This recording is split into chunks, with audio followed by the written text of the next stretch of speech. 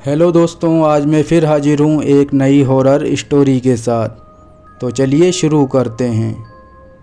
प्रेतनी, महिला प्रेत। छत्तीसगढ़ के गांव में इसे यही कहा जाता है।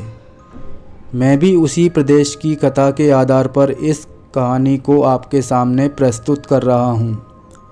छत्तीसगढ़ की बड़ी नदियों में से एक है शिवनाथ नदी। उसी नदी के तट पर बसा हुआ एक गांव है चंदखुरी। इस गांव में यह घटना आज से लगभग 100 साल पहले घटित हुई थी। अब यह कितना सच है और कितना झूठ, इसकी समीक्षा आप स्वयं करें। आगे रामलाल की जुबानी सुने। मैं यानी रामलाल चंदखुरी का निवासी था। यह उस समय की बात है जब मेरी उम्र लगभग 22 वर्ष की थी। आज से 100 साल पहले भारत के गांवों की दशा कैसी थी यह तो आप सभी जानते हैं। चंदखुरी भी इसका अपवाद नहीं था। गांव में कुल मिलाकर 40 घर थे। कुल मिलाकर 150 लोग रहते थे। 100 साल पहले गांव आज के गांव से भी ज़्यादा सुस्त हुआ करते थे, क्योंकि उस समय खेती ही इकलौता काम था जिसे सारे गांव के लोग किया करते थे, और यह कार्य बरसात के मौसम में ही होता था। बाकी साल भर लोगों के पास ढेर सारा समय होता था और लगभग नहीं के बराबर काम। सभी की ज़िंदगी लगभग एक ही ढर्रे पर चला करती थी। उसी में से एक था रामलाल, यानी मैं चरवाहा था। गांव भर की गायों को चराने के लिए ले जाया करता था। दिन भर उन्हें चराने के बाद वापस गांव में लेकर आता। यही मेरे नित्य का काम था। इस काम के बदले गांव के प्रत्येक घर से मुझे जीने लायक अन्न और वस्त्र मिल जाता। हर साल होने वाली फसल का एक हिस्सा मुझे मिलता, जिससे मेरे खाने पीने की व्यवस्था हो जाती। मेरे पिता बचपन में ही ख़त्म हो गए थे। मैं अपनी बूढ़ी माँ के साथ छप्पर वाले घर में ही रहा करता। बूढ़ी माँ भी लगातार बीमार रहती। उस साल गर्मी के दिनों में उसकी तबीयत ज़्यादा ख़राब हुई और वह भगवान को प्यारी हो गई। अब मैं अकेला ही रह गया। गर्मी के दिन थे। घास फूस लगभग ख़त्म हो चली थी और चराने के लिए ज़्यादा जगह भी नहीं बची। गर्मी बढ़ जाने की वजह से धूप तेज़ हो गई थी और दोपहर के समय गायों को छांव में इकट्ठा करके मैं भी विश्राम करता था। ऐसे ही दिन गुजर रहे थे। एक दिन रात को मैं शौच के लिए निकला। दिन भर बाहर भटकते रहने के कारण मुझे किसी चीज़ का डर नहीं था। गांव वाले जिस मशान की ओर शाम के बाद जाने से भी झिझकते थे, मैं बड़ी आसानी से उस मसान में रात को भी चला जाता था। मसान में कभी कभी अजीब सी रोशनी दिखती थी। आमतौर पर जब मैं निकलता था तो ये रोशनी दिखाई नहीं देती, लेकिन साल में एक आध बार ऐसा होता था कि यह अजीब सी रोशनी मुझे दिखाई देती। लेकिन कुछ डर और कुछ लापरवाही की वजह से और कुछ आलस्य की वजह से मैंने कभी मसान की तरफ रुख नहीं किया और ना ही कभी जानने की कोशिश की कि वह रोशनी क्या है। एक आध बार मैंने अपने माँ से इस बारे में चर्चा की तो उन्होंने अपनी कसम देकर उस रोशनी की तरफ जाने से मना कर दिया। जैसा कि आप लोग जानते होंगे, उस ज़माने में कसम का बड़ा महत्व होता था और उसकी ब्रांड वैल्यू किसी स्टाम्प पेपर से लिखे दस्तावेज़ से कम नहीं हुआ करती। किसी ने अगर किसी को कसम दी है तो वह जान दे देता, लेकिन कसम नहीं तोड़ता था। अब माँ नहीं रही तो कसम भी ख़त्म हो गई, इसलिए वह जिज्ञासा शांत करने का बढ़िया समय था और मैं अक्सर रात को शौच के बहाने उसी तरफ जाता था ताकि वह रोशनी दिख जाए और इस बार उसका पूरा दर्शन कर सकूं। यह जान सकूं कि आखिर वह है क्या। उस दिन शौच करने के बाद मशान से आती हुई रोशनी को देखकर मुझे लगा कि वहाँ कुछ हो रहा है। मुझे ऐसा लगा वहाँ कोई बैठा हुआ है और आग जल रही है। मेरी उत्सुकता जगी और मैं धीरे धीरे दबे पांव मशान की ओर बढ़ चला। वहाँ पहुंचकर मैंने देखा एक महिला चूल्हा जलाकर कुछ बना रही है। उसको देखकर आश्चर्य हुआ कि इतनी रात गए यह महिला शमशान में क्या कर रही है।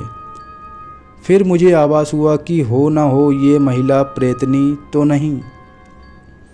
मेरे आगे पीछे कोई नहीं था, इसलिए ज़्यादा चिंता नहीं करता था।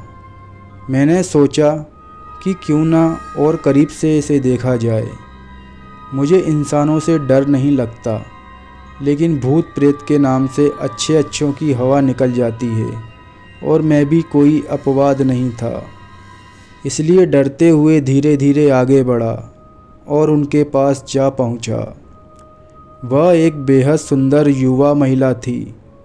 मेरे वहां पहुंचने के बाद महिला ने मुझे देख लिया। महिला ने मुझसे पूछा कि क्या रोटी खाएगा। खास भूख तो नहीं थी, फिर भी मैंने सहमति में सर हिलाया। वह युवती 20 से 22 वर्ष की रही होगी।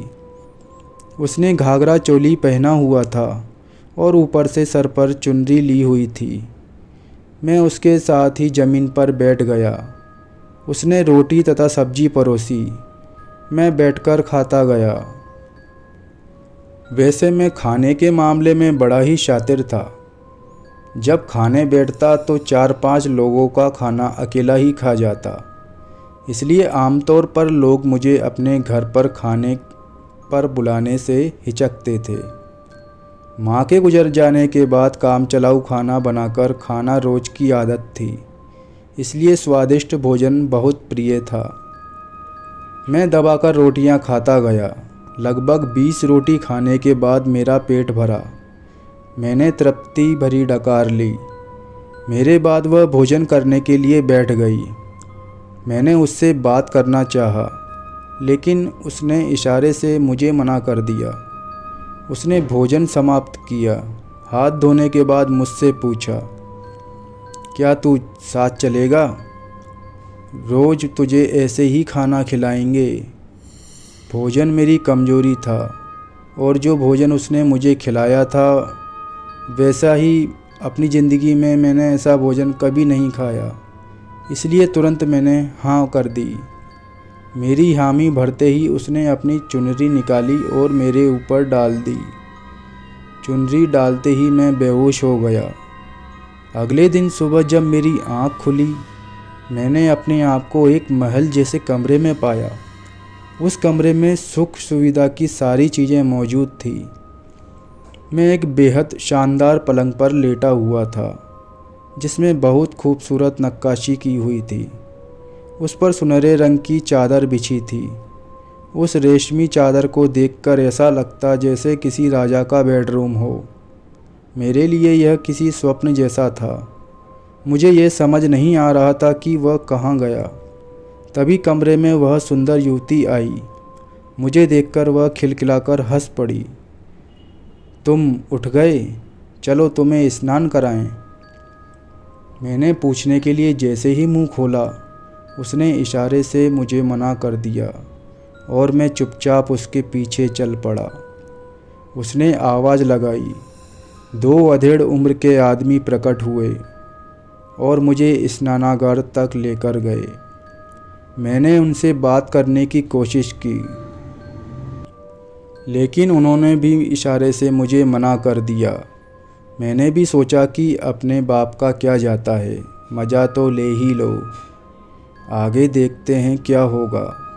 यह सोचकर मैं भी निश्चिंत हो गया, क्योंकि मेरे पास खोने के लिए तो कुछ भी नहीं था। मेरे पास ना तो अपना कोई परिवार बचा था और ना ही मेरी कोई संपत्ति ही थी। ले देकर एक झोंपड़ी थी जो मैं जब चाहे फिर से बना सकता था। जब किसी के पास खोने के लिए कुछ नहीं होता तो वह रिस्क लेने के लिए तैयार हो जाता है। मैं भी शायद उसी स्थिति में था, इसलिए बहुत ज़्यादा विचलित नहीं था और यह सोच रहा था कि जो होगा देखा जाएगा। उन्होंने एक चांदी के बने टब जैसे गोलाकार बर्तन में मुझे बैठाया। उसमें सोने की स्टूल लगी हुई थी, जिस पर बैठाकर ठंडे खुशबूदार पानी से मुझे स्नान कराया गया। गांव के तालाब में नहाने वाले मुझ जैसे चरवाहे के लिए वह किसी स्वर्ग के आनंद से कम नहीं था। मुझे किसी राजा के जैसी फीलिंग आ रही थी। उसके बाद दोनों ने मुझे तौलिए से पोंछा और नए वस्त्र पहनने के लिए दिए। यह वस्त्र भी किसी राजा को मात देने वाले वस्त्र थे। रेशमी रंग के सोने की कढ़ाई वाले चमचमाते हुए वस्त्र, जैसे अभी अभी इनको सिला गया हो। मैंने उन्हें पहना और वह बिल्कुल मेरी ही साइज के थे। ऐसा लगा जैसे नाप लेकर सिले गए हों। उनको पहनकर जब मैंने आईने में अपने आप को देखा तो अपनी खूबसूरती देखकर मेरी आंखें चौंधिया गई। मैं काफ़ी देर तक अपने आप को निहारता रहा। सेवकों ने आकर मेरे कपड़ों पर इत्र का छिड़काव भी किया। वह इत्र बहुत अजीब सी खुशबू का था। खुशबू में कुछ ऐसा था जो मस्तिष्क को कुंद सा कर रहा था। तभी एक आवाज़ आई, आओ चलें। मैंने मुड़कर देखा तो वही सुंदर युवती किसी राजकुमारी के जैसे परिधान में खड़ी थी। मैं मंत्रमुग्ध सा उसकी ओर बढ़ चला। उसने मेरा हाथ पकड़ा और आगे बढ़ गई। वो मुझे एक बड़े से डाइनिंग टेबल पर लेकर गई। उस टेबल पर ढेर सारे पकवान और खाद्य सामग्रियां लगी हुई थी। मैंने पहली बार ऐसा 56 भोग देखा, जिसमें कई प्रकार की मिठाइयाँ, विभिन्न प्रकार के फल और अलग अलग खाने की सामग्रियाँ रखी हुई थी। यह सब देखकर मेरी आत्मा तक ललचा गई और मैं यह सोच सोचकर प्रसन्न होने लगा कि मुझे यह सब खाने को मिलेगा। मैं आगे बढ़ने लगा, तभी उसी ने मेरा हाथ पकड़कर रोक लिया। मैंने प्रश्नवाचक निगाहों से उस महिला की ओर देखा। उसने कहा, यह सब तेरा है, लेकिन तुझे एक शर्त माननी होगी। मैं तो भरपेट खाने के लिए कुछ भी करने को तैयार था। मैंने कहा, ठीक है, मैं तुम्हारी शर्त मानने को तैयार हूँ। बताओ तुम्हारी शर्त क्या है? महिला ने कहा, तुम्हें भैरू बाबा को हमारे पास लेकर आना होगा। यह मेरे लिए कोई बड़ी बात नहीं थी, क्योंकि भैरू बाबा से मैं अच्छी तरह परिचित था। हमारी उम्र में बहुत बड़ा फैसला होने के बावजूद एक प्रकार से हम लोग दोनों मित्र जैसे थे। बचपन से ही मुझे बेगा बाबा से अलग ही लगाव था। पिताजी के मरने के बाद उनके दोस्त होने के नाते भैरू बाबा हमेशा ज़रूरत पड़ने पर हमारी मदद भी करता और मुझे अपने साथ घुमाने भी ले जाता। लेकिन मेरी समझ में यह बात नहीं आई कि उस युवती को भैरू बाबा से भला क्या काम हो सकता है। इसलिए मैंने भी उससे पूछ ही लिया कि तुम भैरू बाबा से क्यों मिलना चाहती हो, और अगर उसको बुलाना चाहती हो तो तुम खुद भी तो जाकर बुला सकती हो। वह तो किसी के भी बुलाने से आ जाते हैं, फिर मुझे बुलाने के लिए क्यों बोल रही हो? उसने कहा कि मैं अगर बुला सकती तो तुमसे नहीं कहती। अब तुम देख लो, अगर इस भोजन का मज़ा लेना है तो तुमको भैरू बाबा को मेरे पास लाना ही पड़ेगा। एक चरवाहे के बराबर की बुद्धि मेरे पास भी थी। मैंने सोचा कि बाबा को बुलाकर लाना कोई बड़ी बात तो है नहीं, और मैं बुलाऊंगा तो बाबा आ ही जाएंगे। हो सकता है इसकी कोई समस्या हो, उसका हल निकालना चाहती हो। मैंने हामी भर दी।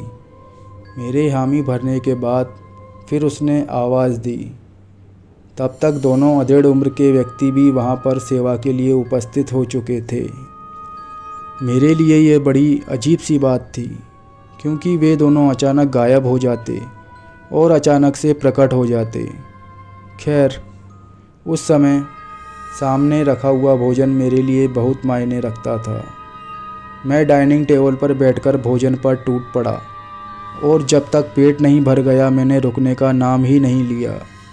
वे दोनों सेवा में लगे हुए थे।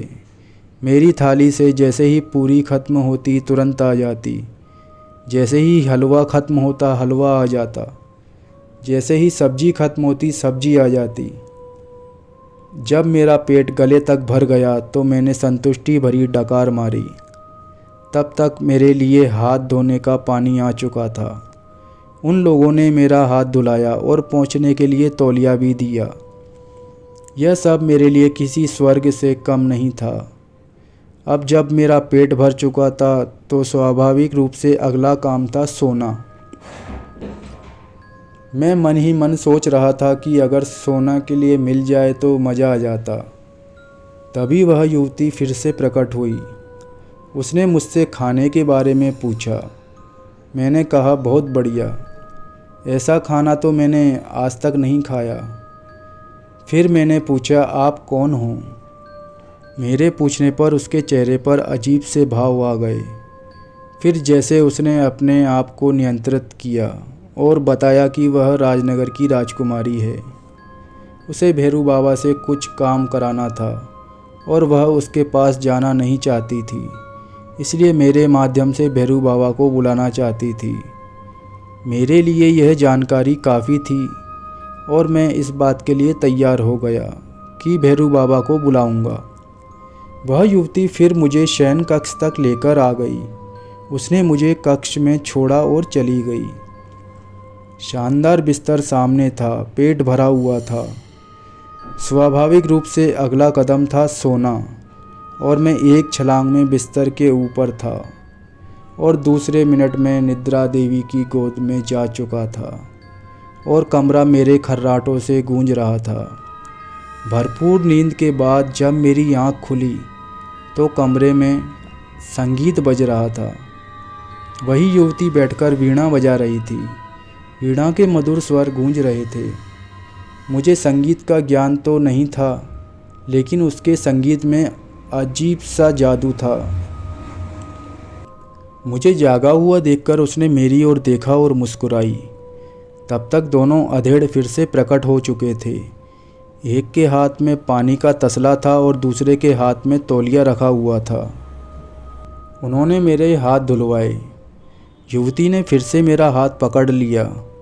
राजमहल जैसे उस भवन में पता नहीं कहाँ से हल्की हल्की सफ़ेद रोशनी छाई हुई थी। वह मुझे हाथ पकड़कर अपने साथ घुमाने ले गई। उसने मुझे पूरा राजमहल घुमाया। वह एक अद्भुत राजमहल था, जिसकी बनावट और खूबसूरती की कोई मिसाल नहीं दी जा सकती। लेकिन मुझे सिर्फ एक बात अजीब लगी कि पूरे राजमहल में कोई भी दिखाई नहीं दिया। राजमहल के बाहर एक भव्य बगीचा बना हुआ था। उस बगीचे के एक किनारे पर एक तालाब बना हुआ था और उस तालाब के बीचों बीच एक छोटा सा कमरा था। बगीचे के अंदर ढेर सारे सुंदर सुंदर फूल खिले हुए थे और उनकी खुशबू से पूरा राजमहल महक रहा था। उन फूलों की आकृति भी अलग थी और उनके आकार लगभग गोभी के फूल जितने बड़े थे। फूलों का रंग बेहद शौक था। बगीचे के अंदर से उस छोटे कमरे पर जाने के लिए पतला सा गलियारा बना हुआ था। वह युवती मुझे उस गलियारे से लेकर उस कमरे पर आ गई। उस कमरे में एक बेहद सुंदर सा बिछौना बिछा हुआ था। वहाँ उसने अपने रूप लावण्य का वो नज़ारा दिखाया जिसके बाद में किसी भी चीज़ के लिए इनकार करने के काबिल ही नहीं बचा। पूरी रात उसी तरह से गुजर गई। सुबह जब नींद खुली तो फिर से वही उपक्रम चला। स्नान, फिर भोजन और फिर नींद, फिर रात रंगीन। ऐसे ही कुछ दिन गुजरे करने की जगह शायद राजगुजरी कहना बेहतर होगा। वह समय मेरी ज़िंदगी का सबसे शानदार समय था, जहाँ खुद मुझे होश नहीं रहता कि मैं धरती पर हूँ या स्वर्ग में। उसका जादू मेरे सिर चढ़कर बोल रहा था। अब भैरू बाबा को अगर वह रस्सी से बांधकर लाने की बात करती तो शायद मैं ले आता। मैं पूरी तरह से उसके मोह जाल में फंस चुका था। एक दिन सुबह स्नान के बाद वह मुझे अपने साथ लेकर महल के तहखाने में चली गई। तहखाना अंधेरे से भरा हुआ था। हम दोनों चलते चलते एक छोटे से चौकोर कमरे में पहुँचे। वहाँ पहुंचकर एक गोल चक्कर को घुमाया। गोल चक्कर के घूमते ही दीवार का एक हिस्सा दाहिनी ओर सरक गया और वहाँ पर एक दरवाज़ा बन गया। हम दोनों दरवाजे से आगे बढ़े। सामने एक गलियारा बना हुआ था। लगभग 200 मीटर चलने के बाद एक गोल चक्कर दिखाई दिया। जिस जगह पर हम लोग खड़े थे वह ऊपर की तरफ होने लगा। उसने मुझसे कहा कि मैं तुम्हें वापस गांव के पास छोड़ दूंगी, वहीं पर तुमको भैरव बाबा को लेकर आना है। यह ध्यान रखना कि रात के 10 बजे के बाद आना और वहां पहुंचकर 3 बार ताली बजाना, मैं खुद आ जाऊंगी। मैंने सहमति में सिर हिलाया और उसने फिर अपनी चुनरी मेरे सिर पर डाल दी। जब आँख खुली तो नदी के किनारे वाले बरगद के पेड़ के नीचे मैं पड़ा हुआ था। मेरे कपड़े वापस वही पुराने वाले थे। राजसी वस्त्र गायब हो चुके थे। मुझे ऐसा लगा जैसे मैं स्वर्ग से वापस धरती पर आ गया। थोड़ी देर के लिए मुझे बड़ा दुख हुआ। फिर याद आया कि भैरू बाबा को लेकर जाना है। मैं धीरे से उठा, नदी में स्नान किया, वापस अपने घर की तरफ चल पड़ा। रास्ते में गांव के लोग मिले, लेकिन मैं किसी को छूने की कोशिश करता तो उसका स्पर्श नहीं कर पाता। कोई मेरी ओर देखकर कुछ बोल भी नहीं रहा था। ऐसा लग रहा था जैसे उनको मैं दिखाई ही नहीं दे रहा। मेरे लिए बड़ी आश्चर्यजनक बात थी। मैंने 1-2 दोस्तों को छूने की कोशिश की, लेकिन उनको आभास नहीं हुआ। एक को लात भी मारी, उसको पता ही नहीं चला। मेरी लात हवा में ही रह गई। उसे उसका एहसास ही नहीं हुआ। अब घबराने की बारी मेरी थी, क्योंकि जो मेरे साथ हो रहा था उसकी कल्पना भी नहीं की जा सकती। अब मेरी समझ में यह बात आ चुकी थी कि वह निर्विवाद रूप से प्रेतनी ही थी और उसने मेरे साथ कुछ न कुछ गड़बड़ झाला किया हुआ था। इसके चलते मेरे गांव वाले ही नहीं मुझे देख पा रहे थे। मैंने सोचा किसी न किसी को तो मैं दिखाई ज़रूर दूंगा। मैंने पूरा गांव का चक्कर मार दिया, लेकिन किसी ने मुझे नहीं देखा। यहाँ तक कि स्नान करती हुई महिलाओं के पास जाकर खड़ा होने पर भी उन्होंने मुझे नहीं देखा। जब मैं सब तरफ से निराश हो गया तब मुझे याद आया कि मुझे तो भैरू बाबा को उसके पास भेजना भी है। मेरा आखिरी आसरा था भैरू बाबा। जब इतनी दूर से मुझे उसके पास भेजा है तो वह ज़रूर मुझे देख लेगा। यह सोचकर मैं उसके घर के पास तक पहुंच गया। बाबा घर पर नहीं था। उसकी पत्नी भी मुझे जानती थी। उसने मुझे देखते ही कहा कि बाबा बाहर गया है, शाम को वापस आएगा। मैं वापस पलटकर आने लगा, लेकिन तभी मुझे ख्याल आया, अरे मुझे तो कोई भी नहीं देख पा रहा था। फिर इसने मुझे कैसे देख लिया? भैरू बाबा गांव का बेगा था, जो छत्तीसगढ़ के ठेठ आदिवासी इलाके बस्तर से बेगा विद्या सीखकर आया था और गांव में ही अपनी जवान पत्नी के साथ रहता था। भैरू बाबा की उम्र लगभग 60 साल की थी और उसकी पत्नी लगभग 30 साल की थी। उसकी पत्नी बेहद खूबसूरत। जहां भैरव बाबा सामान्य आदिवासियों की तरह ही काला और मजबूत काठी का था, वहीं उसकी बीवी एकदम गोरी चिट्टी और बेहद सुंदर थी। उसे देखकर ऐसा लगता जैसे स्वर्ग से कोई अप्सरा उतरकर ज़मीन पर आ गई हो। जोड़ी एकदम बेमेल थी, मगर पिछले 10 साल से बरकरार थी। जैसा कि आमतौर पर लोगों को लगता था कि बुजुर्ग पुरुष और युवा पत्नी हो तो संभावनाएं बनती हैं। इसी लॉजिक के साथ गांव के कई युवकों ने उस पर डोरे डालने की कोशिश भी की, लेकिन वह भैरू बाबा के प्रति इतनी समर्पित थी कि उसने किसी को घास भी नहीं डाली। गांव वाले आश्चर्य करते थे कि भैरू बाबा में ऐसा है क्या जिसे देखकर इसने उस बुड्ढे से शादी कर ली। यह एक रहस्य था जिस पर से ना तो भैरव बाबा ने कभी पर्दा उठाया और ना ही उसकी पत्नी ने। जब भी उसके शादी के बारे में या उसकी पत्नी के बारे में कुछ सवाल किया जाता, वह बात बदल देता या मुस्कुराकर चुप हो जाता। भैरू बाबा तंत्र विद्या में पारंगत था। जैसा कि आप लोग जानते होंगे, तंत्र विद्या का सबसे बड़ा क्षेत्र आसाम का कामाख्या या कामरूप देश माना जाता है। अधिकांश तांत्रिक उसी इलाके से अपनी साधना सीखते हैं और सिद्धि प्राप्त करते हैं। बस्तर भी तंत्र साधना के क्षेत्र में बहुत ज़बरदस्त दखल रखता है। अफ्रीका के आदिवासी क्षेत्रों में पाए जाने वाले वुडू नामक तंत्र को दुनिया का सबसे ताकतवर तंत्र माना जाता है। बस्तर के तांत्रिक भी अपनी विशिष्ट विद्याओं में माहिर होते हैं।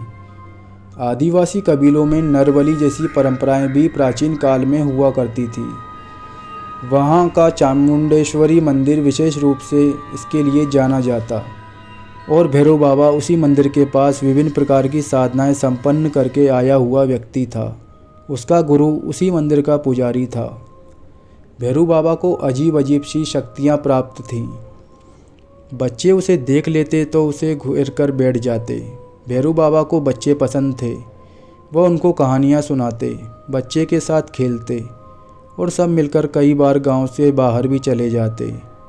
और जब वे वापस लौटते तो सभी के हाथों में पत्तों से बने हुए दोने होते और उसमें जलेबी जैसी मिठाई भी होती। यह करतब बाबा हमेशा गांव के बाहर जाने पर ही दिखाता था। उसके कंधे पर एक झोला पड़ा रहता। बच्चे मिठाई की मांग करते और वह उस झोली में से निकालकर वह सबको दे देता। मैंने कई बार उन मिठाइयों का आनंद भी लिया। जड़ी बूटियों का भी अच्छा ज्ञान था उन्हें। बच्चों को बड़ा ही प्यार करते थे वो। बाबा बच्चों को किसी भी प्रकार की समस्या होने पर उसका समाधान चुटकियों में कर देता। उसकी अपनी कोई संतान नहीं थी, लेकिन पूरे गांव के बच्चे उसकी संतान की तरह हुआ करती। गांव के सारे बच्चे उसकी बात जरूर मानते। बाबा को घूमने का बड़ा शौक़ था और कई बार वहाँ एक एक हफ्ते तक घर नहीं आता। एक दो बार तो वह महीने भर के लिए भी गायब रहा, लेकिन लोग उसके बारे में जानते थे, इसलिए ज़्यादा फिक्र नहीं करते। उसकी पत्नी भी इस मामले में बहुत ज़्यादा विचलित नहीं होती और उसके आने की प्रतीक्षा करती। मैं उसके साथ अक्सर घूमता था और कई ऐसी घटनाओं का साक्षी भी था जो अपने आप में अद्भुत और अविश्वसनीय है। लगभग 16-17 साल की उम्र में एक बार मैं कुल्हाड़ी लेकर चल रहा था और कुल्हाड़ी के साथ गिर पड़ा। कुल्हाड़ी मेरे दाहिनी जांघ काटती हुई लगभग 2 इंच अंदर घुस गई थी। जख्म गहरा था और उस समय आज के समान दवा और डॉक्टर भी आसानी से उपलब्ध नहीं थे। मुझे उसके पास ले जाया गया। अपने झोंपड़ी के पीछे 3 पंक्तियों वाले एक पौधे से कुछ पत्तियां तोड़ी और उन पत्तियों का रस मेरे घाव पर निचोड़ दिया। मुझे ऐसा लगा जैसे गर्म लोहे से दाग दिया गया हो। दर्द के मारे झटपटा उठा मैं। बाबा ने साथ आए लोगों को मेरे हाथ पैर पकड़ने के लिए कहा। मैं तड़प रहा था। 4 लोगों ने मिलकर मुझे पकड़ लिया और ज़ोर ज़ोर से मैं चिल्ला रहा था, लेकिन मुझे पकड़ने वालों ने मुझे नहीं छोड़ा। भैरव बाबा ने जिन पत्तों को निचोड़कर रस निकाला, उन्हीं पत्तियों को मसलकर मेरी चोटी पर रख दिया और सागौन के पत्तों से लपेट दिया। उसके बाद कपड़े से बांध दिया। आधे घंटे तक मुझे जलन होती रही, लेकिन मुझे पकड़कर रखने वालों ने मुझे उसी प्रकार पकड़े रखा। बाबा इस बीच अपने मंत्र जप में लगा रहा था। आधे घंटे होते ही जलन शांत हो गई। बाबा ने मुझे सख्त ताकीद की, किसी हालत में यह गीला नहीं होना चाहिए। अगर गीला हो गया तो पक जाएगा, फिर महीना भर लगेगा। पकने के डर के मारे मैं उस दिन शौच के लिए भी नहीं गया। दूसरे दिन सुबह बाबा घर पर आया। उनके हाथ में एक काला दंड रहता था। उसको मेरे चारों तरफ घुमाया और उन्होंने पट्टी को निकाल दिया। सबकी आंखें फटी की फटी रह गई जब मैंने देखा कि कटे हुए दोनों हिस्से आपस में जुड़ चुके थे। सिर्फ एक लाइन दिखाई दे रही थी, जैसे उस घाव को फेविक्विक से चिपका दिया गया हो। हफ्ते भर के अंदर उस दवा के प्रभाव से वह पूरा घाव बराबर हो गया और देखने में ऐसा लगता ही नहीं था कि मेरी जांघ कहीं पर 2 हिस्सों में कटकर अलग हुई थी। यहाँ तक कि उसके बीच की लाइन भी गायब हो चुकी थी। और त्वचा सामान्य हो गई। ऐसा अद्भुत और आश्चर्यजनक कार्य केवल बाबा ही कर सकते थे। औषधियों के बारे में उनकी जानकारी की सभी तारीफ किया करते। ऐसे अद्भुत व्यक्तित्व का स्वामी था भैरू बाबा, और उसी भैरू बाबा को मुझे उस प्रेतनी के पास लेकर जाना था। तो दोस्तों, कहानी को ज़्यादा न खींचते हुए मैं पुनः उसी विषय पर आता हूँ। यह मुझे समझ नहीं आया, इसलिए मैं फिर से वापस लौटकर भैरू बाबा के घर पहुँचा। वहाँ पहुंचकर मैंने भैरू बाबा की पत्नी से इस विषय पर जानना चाहा, तो उसने सीखे पड़े होने की बात करके टाल दिया और फिर मैं वापस लौट गया। अब मैं भैरू बाबा की झोंपड़ी की तरफ जाने वाले रास्ते पर इंतज़ार कर रहा था कि कब भैरू बाबा वापस लौटें और मैं इस विषय पर बात कर सकूं। शाम के लगभग 7 बजे भैरू बाबा घर लौटे। जैसे ही घर के पास आया, उसने मुझे देखा और वहीं रुक गया। उसकी पत्नी तब तक झोंपड़ी के अंदर जा चुकी थी। मुझे देखकर भैरू बाबा के चेहरे पर विचित्र से भाव प्रकट हुए। उसने मुझे रुकने का इशारा किया और अपने डंडे को दोनों हाथों से पकड़ लिया। कुछ मंत्र बुदबुदाने के बाद उसने अपने झोले से भस्म की एक मुट्ठी निकाली और उस डंडे के ऊपर हिस्से में रख दी। उस डंडे का ऊपरी हिस्सा सर्पाकार था, जिसमें एक गड्ढा सा बना था। उसी गड्ढे में बाबा ने वह भस्म डाली थी। भस्म डालने के बाद बाबा ने एक छोटा चाकू निकाला और अपनी छोटी उंगली में चीरा लगा दिया। उसमें से जो खून निकला उसे उस डंडे के सर्पाकार हिस्से पर तिलक करके छोड़ दिया। वह डंडा हवा में उछला और उसने भस्म से बाबा के झोंपड़े के चारों ओर घेरा बना दिया। जैसे ही गोल घेरा पूरा हुआ, ऐसा लगने लगा जैसे पूरे झोंपड़ी को किसी धुएं के दीवार ने घेर लिया हो। झोंपड़ी लगभग गायब हो चुकी थी, सिर्फ धुएं का एक गोला दिखाई दे रहा था। मैं बाबा के साथ काफ़ी समय रहा। उन्होंने इस प्रकार के चमत्कार मुझे कभी नहीं दिखाए, इसलिए मैं भी उनकी शक्तियों को देखकर हैरत में था। तभी उन्होंने आवाज़ लगाई तो मैं होश में आ गया। उन्होंने मुझे अपने पीछे आने का इशारा किया और तेज़ी से जंगल की ओर चल दिए। जंगल के बीच में एक बड़ा खंडर था। वह खंडर किसी पुराने महल का हिस्सा था जो लगभग पूरी तरह से टूट चुका था। उसके दालान में एक बड़ी गोल पत्थर की शिला रखी हुई थी। उसका आकार कुछ कछुए के जैसा था।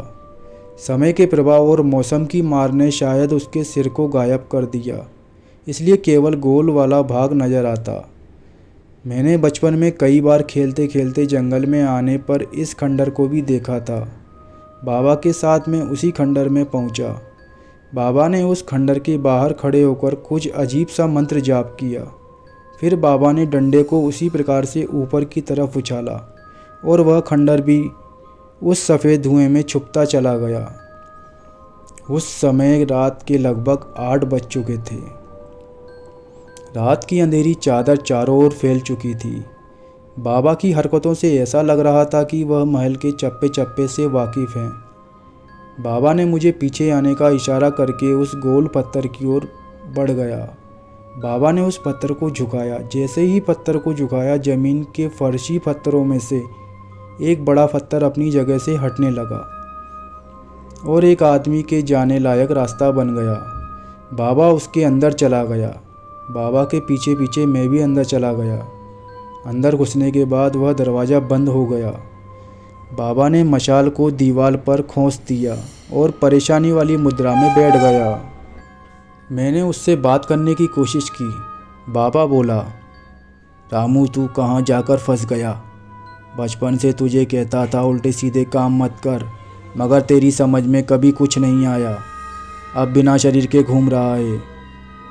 मेरी समझ में कुछ नहीं आ रहा था। मैंने बाबा से कहा, पहले आप मेरी कहानी तो सुन लो।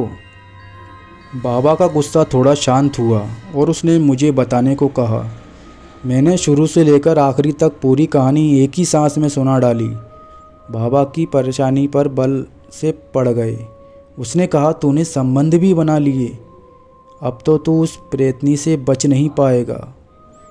मैंने बाबा के सामने हाथ जोड़े और कहा, बाबा, अब आप ही कुछ उपाय निकालो। वैसे तो मैं प्रेतनी की कैद में भी खुश था, क्योंकि मुझे तो सब कुछ मिल रहा था। लेकिन गांव लौटने के बाद जब शरीर न होने का आभास हुआ, तब से मैं छुटकारा पाने की जुगत लगाने लगा। इस स्थिति में बाबा के अलावा कोई भी मुझे नहीं बचा सकता था। यह बात मेरी समझ में आ चुकी थी, इसलिए मैं बाबा के बोलने की प्रतीक्षा करने लगा। बाबा सामने रखी चौकी पर चढ़कर बैठ गया। चौकी पर बैठते ही उसका सर जोर जोर से हिलने लगा, जैसा कि देवता आने पर होता है। यह मेरा देखा हुआ था, क्योंकि बेगा लोगों की सामान्य प्रक्रिया है, जिससे ये आभास होता है कि उसके शरीर में कोई देवता आ गया है। थोड़ी देर उसका सर जोर जोर से हिलता रहा। उसके बाद वह शांत हो गया। ऐसा लगा जैसे किसी ध्यान की अवस्था में चला गया हो। लगभग 10 मिनट बाद उसने अपनी आंखें खोली और आवाज़ निकली, रामू, तू बहुत बुरी तरह फंस गया है और तेरी वजह से अब मेरा नुकसान भी होगा। तू मेरे दोस्त का बेटा है, मैं तुझे छोड़ भी नहीं सकता। चल, आज तुझे वह सच्चाई बताता हूँ जो मैंने आज तक किसी को नहीं बताई। मेरी समझ में कुछ भी नहीं आया, लेकिन मैं पूरा ध्यान लगाकर उनको सुन रहा था। मेरी पत्नी वास्तव में कोई स्त्री नहीं, वह एक प्रेतनी है, जिसे मैंने पकड़ कर रखा हुआ है, और उसी को छुड़ाने के लिए वह सुंदरी तेरे माध्यम से मुझे बुलाना चाहती है, ताकि तेरे बदले में मैं उसको छोड़ दूं। अब चौंकने की बारी मेरी थी। यानी बाबा की पत्नी भी एक प्रेतनी थी।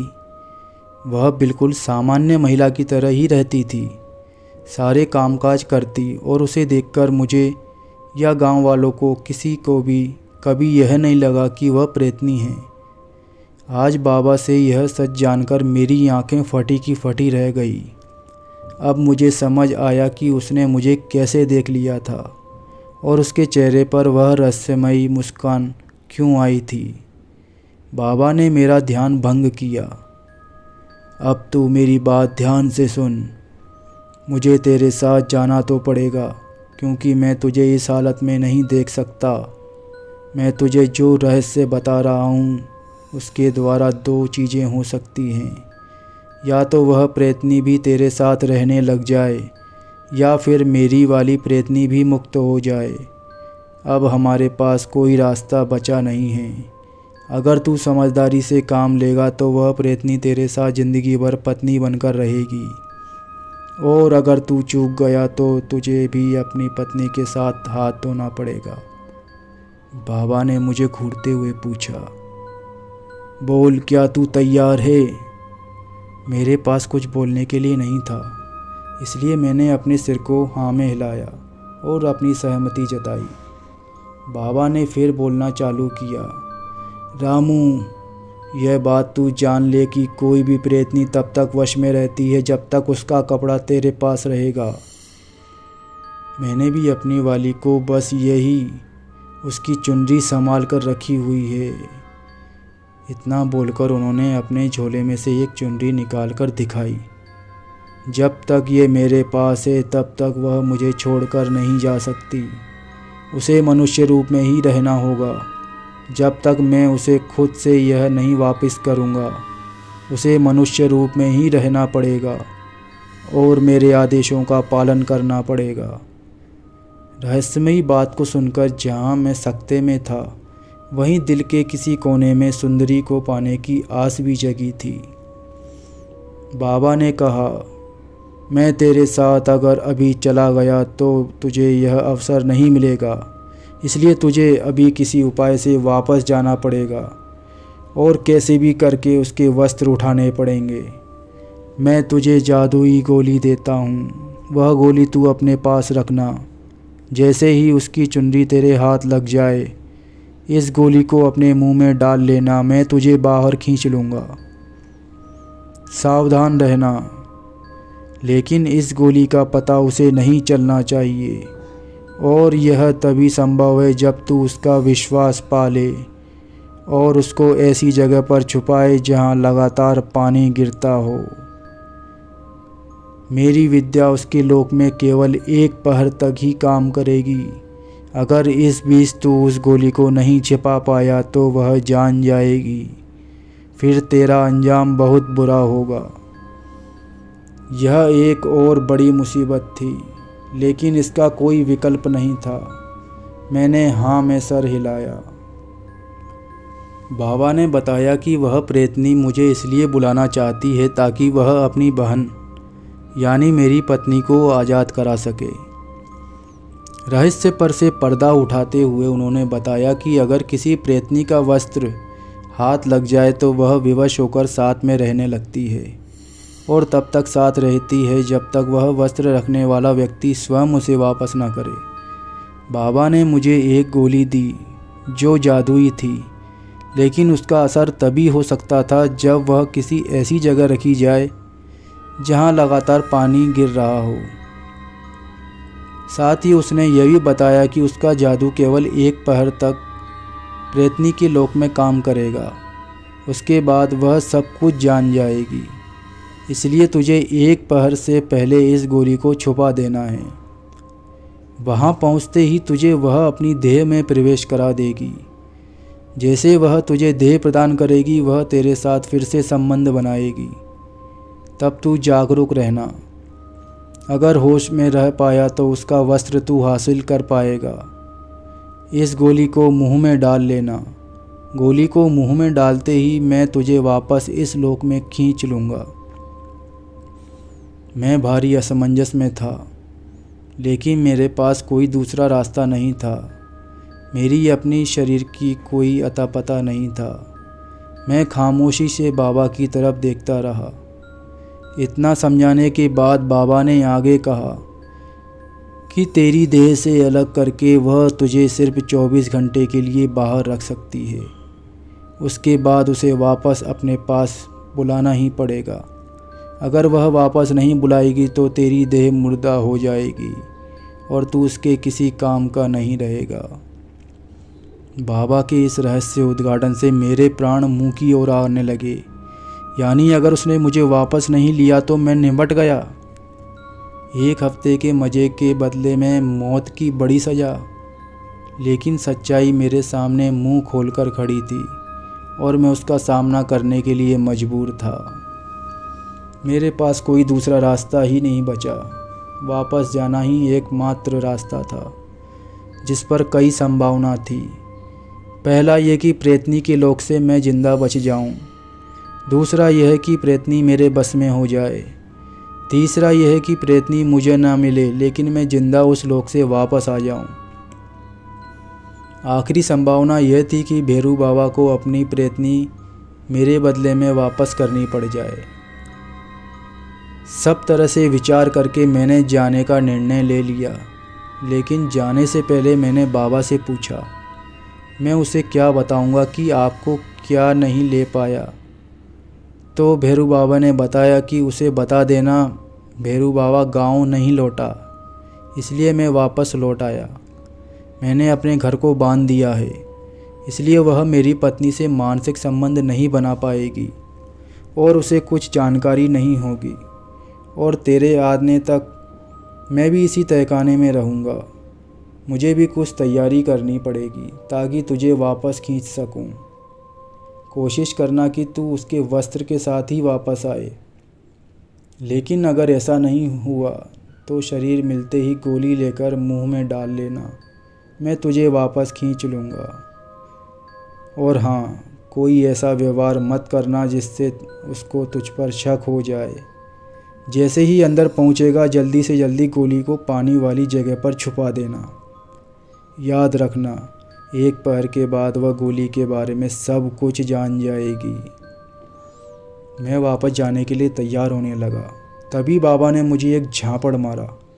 झापड़ लगते ही मुझे ऐसा लगा जैसे मेरा पूरा शरीर झंझना गया हो। जब मुझे होश आया तो मैं मसान घाट के पास पड़ा था।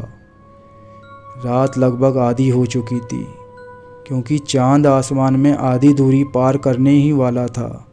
वहाँ पहुंचकर मैंने 3 ताली बजाई। मुझे ऐसा लगा जैसे कोई चीज़ मुझ पर कूदी। मुझे झटका सा लगा और मैं वापस उसी राजमहल के बिस्तर तक पहुंच गया। उसी बिस्तर पर मेरा शरीर पड़ा हुआ था। वह प्रेतनी भी वहाँ पर मेरे इंतज़ार में बैठी हुई थी। उसकी आंखें गुस्से में लाल थी, जैसे मुझे कच्चा चबा जाएगी। उसने गुर्राकर मुझसे पूछा, बाबा कहाँ है? मेरी सिट्टी बिट्टी पहले से ही गुम थी। उसका रौद्र रूप देखकर मेरी बची कुची हवा भी निकल चुकी थी। मैं डर से थरथरा कर काँप रहा था। मेरी हालत देखकर शायद उसे तरस आया। उसने मुझसे दोबारा पूछा, बाबा कहाँ हैं? मैंने डरते हुए सहमी आवाज़ में बोला, बाबा तो घर नहीं आया। बाबा की जोरू ने बताया कि वह तो नहीं आया है। इतना सुनते ही उसने अपनी आंखें मूंछ ली और अपने हाथ को अजीब ढंग से हिलाया। ऐसा उसने 2-3 बार किया। उसके माथे पर बल पड़ गए। शायद उसने बाबा की जोड़ी से संपर्क करने की कोशिश की होगी और संपर्क नहीं हो पाया होगा। मुझे लगा, बेटा रामलाल, अब तो तू निपट गया। 5-7 मिनट में उसकी भाव भंगिमा शांत हुई और उसने दोनों हाथ आसमान में उठाए और मुझे बिस्तर पर चढ़ने का संकेत किया। जैसे ही मैं बिस्तर पर चढ़ा, मुझे ऐसा लगा जैसे मैं अपने शरीर में समाता जा रहा हूँ और वापस मैं शरीर हो गया। मेरी इच्छा हो रही थी कि मैं बिस्तर से नीचे छलांग लगाकर और खुशी में कूद कूद कर नाचूं, लेकिन डर के मारे कुछ नहीं कर पा रहा था और शांत लेटा हुआ था। उसने फिर से ताली बजाई। दोनों अधेड़ फिर से प्रकट हो गए। उनको आदेश दिया, इसे नहला कर लाओ, कपड़े मत पहनाना। दोनों मुझे लेकर चल पड़े। स्नान घर में न जाकर वह मुझे एक झरने की ओर ले गए। यह मैंने पहले नहीं देखा था। इस झरने का पानी बिल्कुल काला था। उन्होंने कपड़े उतारकर उस झरने में मुझे पानी के नीचे बैठा दिया। मुझे बिठाकर दोनों कुछ लेने चले गए। यही मौका था जब मैं कुछ कर सकता था। जहाँ उन्होंने मुझे बैठाया था उस पत्थर को मैंने टटोला और सौभाग्यवश उसके नीचे एक गड्ढा मिल गया। मैंने गोली को उस गड्ढे में रख दिया। मेरा एक काम पूरा हो चुका था, जिससे मेरी हिम्मत थोड़ी बढ़ी। कपकपाहट थोड़ी सी कम हुई, लेकिन डर अब भी लग रहा था। पानी का रंग बिल्कुल काला था, बिल्कुल वैसा जैसे किसी नाले का होता है। मैं समझ नहीं पा रहा था इन लोग मुझे साफ़ करने के लिए आए हैं या गंदा करने के लिए।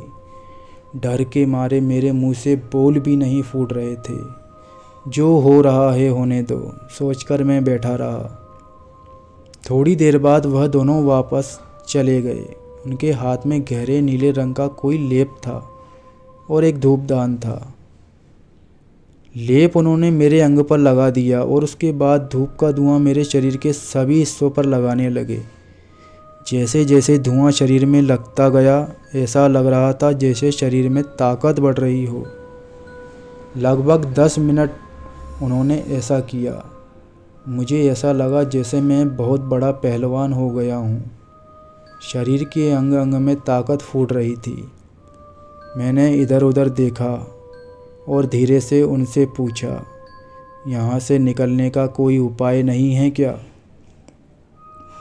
उसने दबी आवाज़ में कहा, जब तक जवानी है मज़े कर लो, उसके बाद हमारे जैसे गुलामी करना।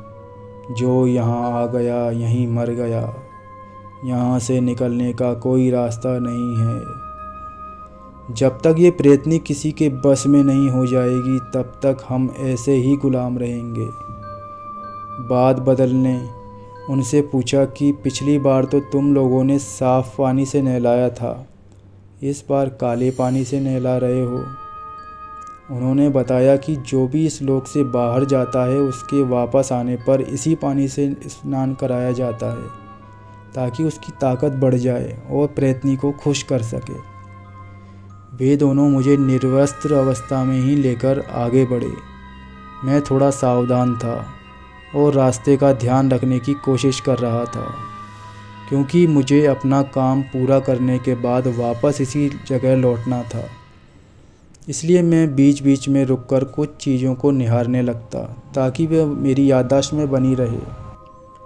लगभग 100 कदम चलने के बाद वह बगीचा आ गया जिसमें वह सुंदर सा कमरा बना हुआ था। उन दोनों ने मुझे उस कमरे के पास ले जाकर छोड़ दिया और वापस चले गए। अंदर वह सुंदरी कमर पर हाथ रखकर खड़ी हुई थी। उसका सौंदर्य अद्भुत था। ऐसा लगता था जैसे स्वर्ग से कोई अप्सरा उतर कर आ गई हो। मैं फिर उसकी आंखों के जादू में खोने लगा। उसने मुझे रुकने का इशारा किया। उसके हाथ में चमकदार छड़ी जैसी कोई चीज़ थी।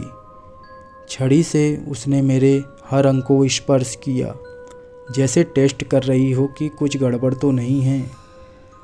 जब वह पूरी तरह से संतुष्ट हुई तब फिर उसने भी अपने वस्त्र उतारे।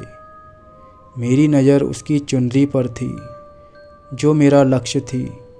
प्रेम लीला का दौर चालू हुआ जो रात भर चला। सुबह तक दोनों पस्त हो चुके थे, लेकिन मैं सावधान था क्योंकि मुझे पता था कि मुझे ये अवसर दोबारा नहीं मिलने वाला।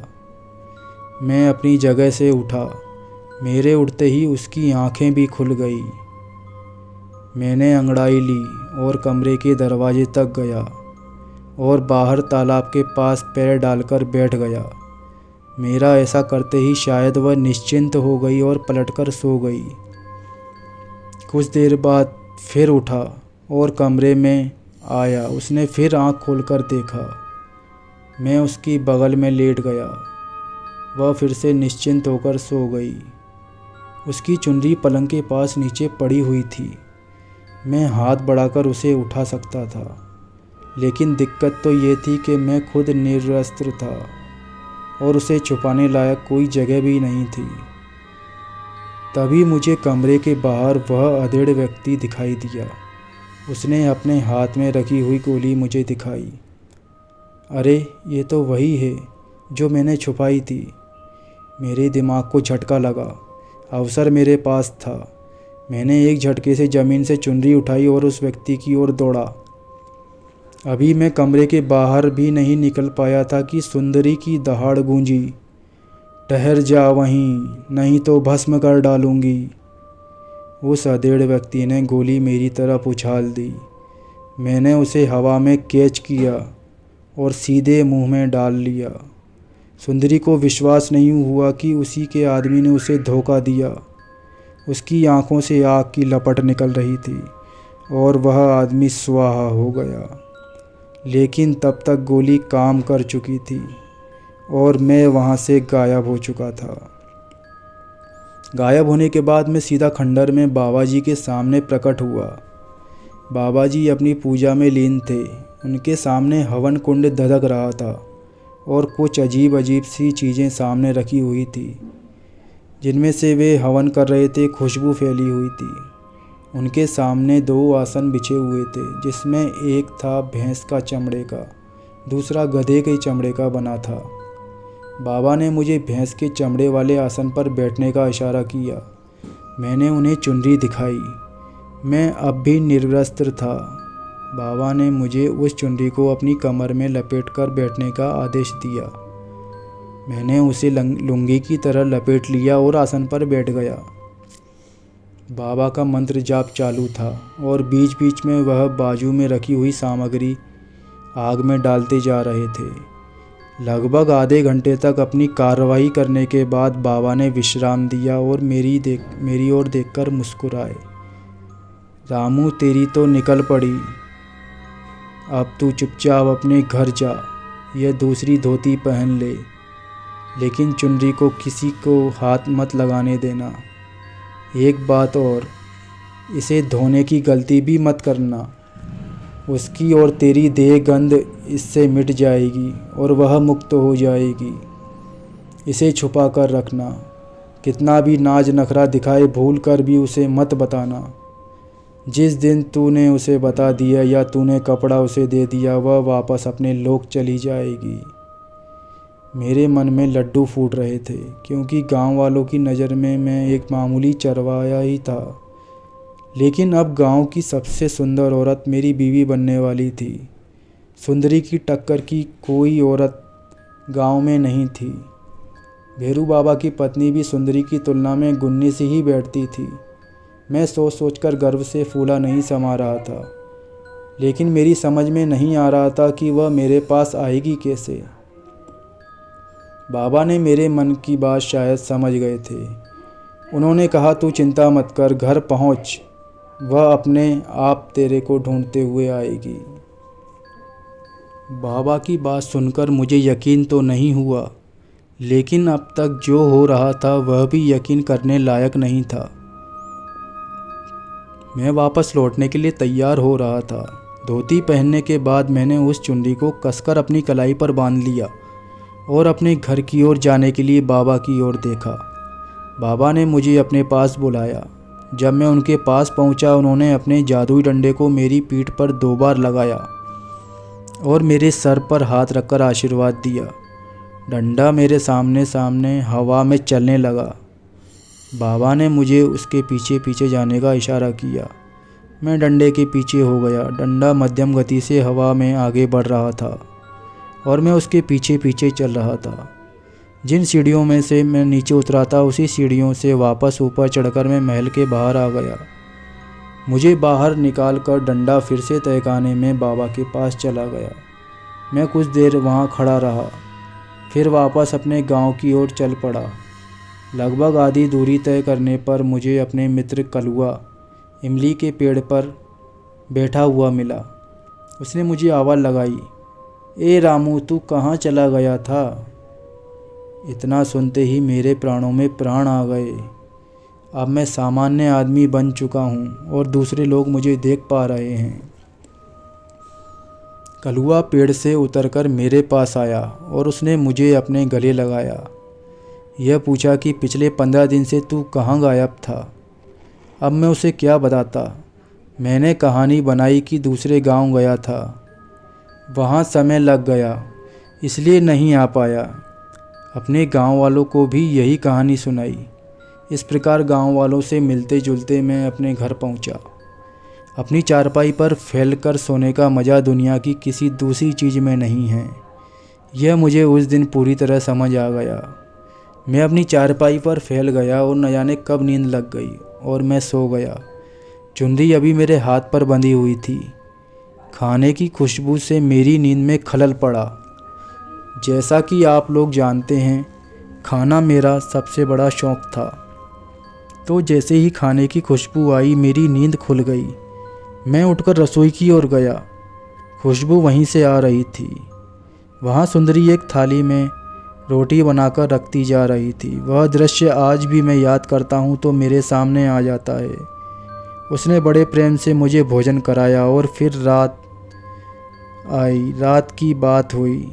ऐसे ही रात गुजर गई। सुबह बाबा और उसके जोरू ने गांव में सबके सामने हमारी शादी करवा दी।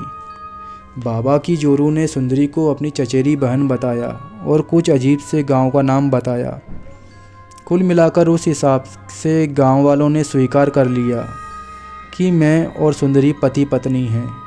भैरू बाबा ने इन सालों में मुझे अपने आयुर्वेद और तंत्र विद्या सिखा दी, जिसके कारण गांव के लोग अब मेरे पास भी अपनी समस्याओं के समाधान के लिए आने लगे और मैं उनकी मदद करने की कोशिश करता। धीरे धीरे समय आगे बढ़ता रहा। पति पत्नी के रूप में जो सुख बनता है, वह पूरा सुख मुझे भरपूर मिला।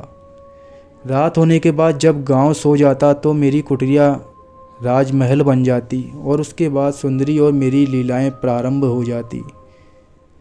इस बीच में कई बार अलग अलग तरीक़ों से मुझसे अपनी चुनरी वापस हासिल करने की कोशिश की, लेकिन मैंने उसे नहीं दी।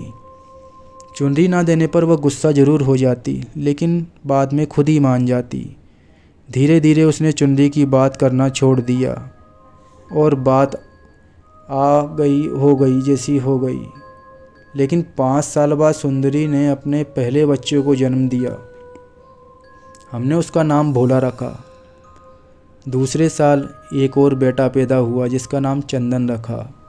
चंदन के 6 महीने के होने के पर एक दिन बाबा ने मुझे अपने कुटिया में बुलाया। बाबा ने अपनी जोड़ी को गांव से कुछ सामान लाने के लिए भेज दिया। एकांत में बाबा ने मुझे बताया कि 1 हफ्ते के बाद वह गांव छोड़कर जाने वाला है।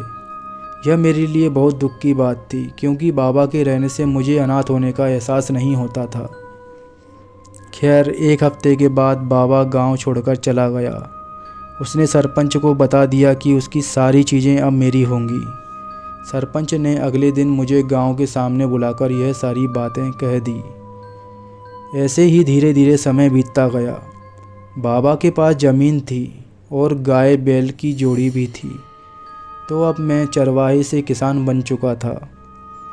सारे गांव की फसल से बढ़िया फसल मेरे खेतों में होती, और क्यों होती ये आप भी जानते हैं। धीरे धीरे मैं भी गांव के प्रतिष्ठित लोगों में गिने जाने लगा। यह सब हुआ सुंदरी के आगमन से। सुंदरी ने न सिर्फ गांव की महिलाओं के साथ अच्छे संबंध बनाए हुए थे, वहीं गांव के बुजुर्ग भी उसे बहुत प्यार करते। उसका व्यवहार बहुत अच्छा था। सभी मुझे बहुत सौभाग्यशाली मानते। केवल मैं जानता था कि रहस्य क्या है। इसी तरह समय गुजरता रहा। बच्चे अब बड़े हो चुके थे। बड़े होने पर लड़की देखने की प्रक्रिया चालू हो गई। पास के गांव के एक ही परिवार से 2 बहनों के साथ रिश्ता तय हुआ। शादी बड़े धूमधाम से संपन्न होने के बाद दोनों बहुओं को लेकर हम अपने गांव लौट आए। गांव वापस आने पर घर में महिलाओं का नृत्य संगीत का कार्यक्रम चल रहा था। सभी ने सुंदरी को भी नाचने के लिए कहा, लेकिन उसने उसकी चुनरी वापस मिलने पर ही नाचने की बात कही। पड़ोस की भाभी ने आकर कहा कि आप सुंदरी की चुनरी उसे वापस कर दो, उसके बिना वह नहीं नाचेगी बोल रही है। मैंने पहले बात को टालने की कोशिश की, लेकिन सभी महिलाएं वही बात करने लगी, तो मैंने भी सोचा अब सब कुछ हो चुका है तो ये कहाँ जाएगी। मैंने चुनरी निकालकर सुंदरी को ले जाकर दे दी। चुनरी मिलते ही सुंदरी खुश हो गई। उसने कमरे में जाकर श्रृंगार किया और बाहर आकर महिलाओं के साथ मिलकर नाचना प्रारंभ कर दिया। ताल के साथ ताल मिलाकर वह नाचने लगी। बाकी महिलाओं उसके साथ नाच रही थी, लेकिन सुंदरी की तेज़ी और उसका नाच दोनों ही ऐसा था कि वह ज़्यादा देर तक साथ नहीं दे पाए। लगभग घंटे भर बाद सभी महिलाएं थक गई, लेकिन सुंदरी उसी तरह नाचती रही। नाचते नाचते सुंदरी की नाचने की गति इतनी बढ़ गई कि सबके सामने चक्कर गिन्नी की तरह चक्कर काट काट कर नाचते नाचते सुंदरी अचानक गायब हो गई। उसके बाद वह किसी को नहीं नजर आई। उसके जाने के बाद रामलाल का स्वास्थ्य भी बिगड़ने लगा। साल भर के अंदर रामलाल स्वर्गवासी हो गया। रामलाल के दोनों बेटे बहुएं गांव में ही रही और उनकी संतानें और परिवार सामान्य परिवार की तरह ही चलता रहा। उसकी संतानों में कोई विशेष चीज़ दिखाई नहीं देती थी। वह भी सामान्य मानवों की तरह व्यवहार करते थे और उनके अंदर कोई विशेष जादुई शक्ति भी नहीं थी। हाँ, लेकिन आर्थिक समृद्धि परिवार के साथ बनी रही। तो दोस्तों, ये कहानी यहीं समाप्त होती है। ये कहानी आपको कैसी लगी कमेंट करके ज़रूर बताइएगा।